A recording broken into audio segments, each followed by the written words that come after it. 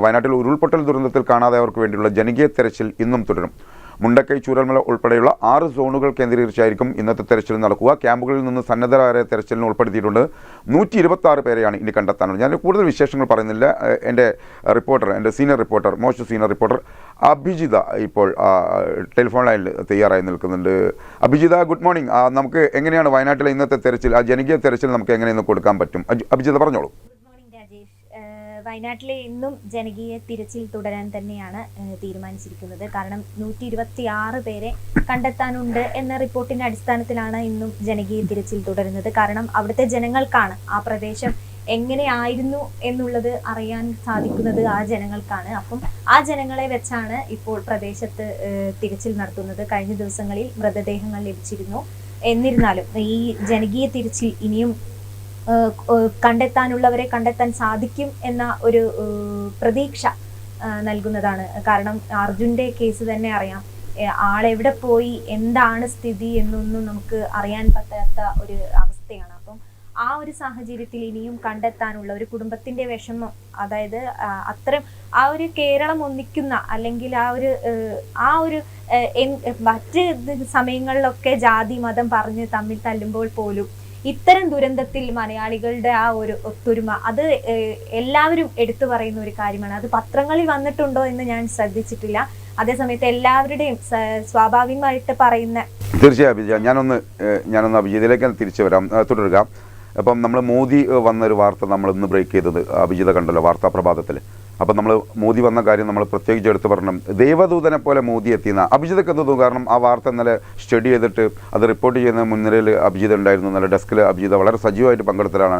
മോദിയുടെ വരവിനെ അഭിജിത എങ്ങനെയാണ് നോക്കിക്കാണുന്നത്? മോദി വയനാട്ടിലെത്തി, അതൊരു വലിയൊരു വാർത്തയാണ്. വാർത്തക്കപ്പുറം ഒരു സ്നേഹത്തിൻ്റെ നല്ല കാഴ്ചകൾ കൂടി സമ്മാനിച്ചിട്ടാണ് മോദി പോയത്. എങ്ങനെ നോക്കി ആ ഏങ്കിളൊന്ന് അഭിജിതക്ക് പറയാൻ സാധിക്കുമെങ്കിൽ?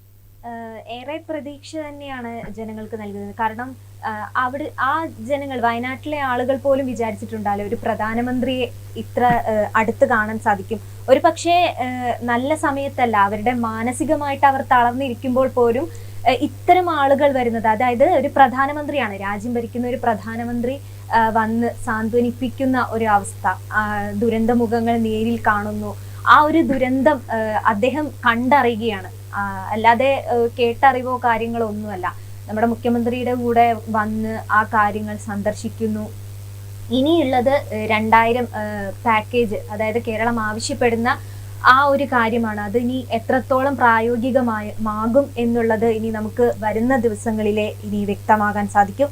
എന്നിരുന്നാലും പ്രധാനമന്ത്രിയുടെ ഈ ഒരു ദുരന്തമുഖത്തെ സന്ദർശനം അവിടുത്തെ ജനങ്ങൾക്ക്, അല്ലെങ്കിൽ മലയാളികൾക്ക് തന്നെ ഒരു ആശ്വാസം പകരുന്ന ഒരു കാര്യമാണ്. കാരണം വയനാടിനെ പല മേഖലയിൽ നിന്നും പല രീതിയിൽ, അതായത് ആക്രി പെറുക്കിയും ചായക്കട ഉണ്ടാക്കിയുമുള്ള വാർത്തകൾ നമ്മൾ കൊടുത്തിട്ടുണ്ട്.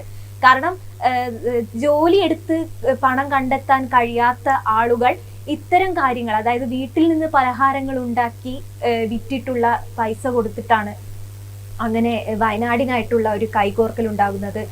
നമ്മൾ കണ്ടതാണ്. ഈ നമ്മുടെ പ്രളയത്തിന്റെ സമയങ്ങളിലാണെങ്കിലും ഈ കോവിഡിന്റെ സമയങ്ങളിലാണെങ്കിലും ജനങ്ങൾ ഒന്നിക്കുന്ന ഒരു അവസ്ഥ. ഇപ്പോൾ വയനാടിനായിട്ട് കേരളം ഒന്നിക്കുന്ന കാഴ്ച, കേരളം മാത്രമല്ല വിദേശ രാജ്യങ്ങൾ പോലും സഹായങ്ങൾ എങ്ങനെ എത്തിക്കാമെന്നൊരു കരുതൽ കാണിക്കുന്നുണ്ട്.